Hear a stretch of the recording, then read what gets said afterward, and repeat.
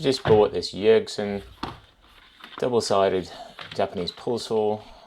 Instructions look pretty good, but I'm not going to read them. It's a little plasticky screwdriver. The handle on this thing, wow, it's a long handle.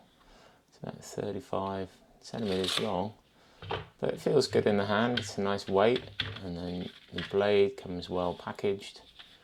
This is not an ad, by the way. I just have always wanted one of these, and it's a double-sided blade, so one side's for rip cut and one side's for cross cut.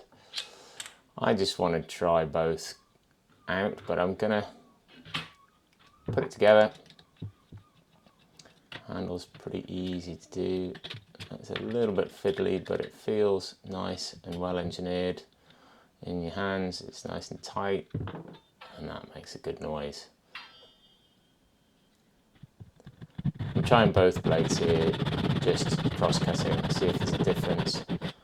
The kerf on this one's a bit thinner than the other one. And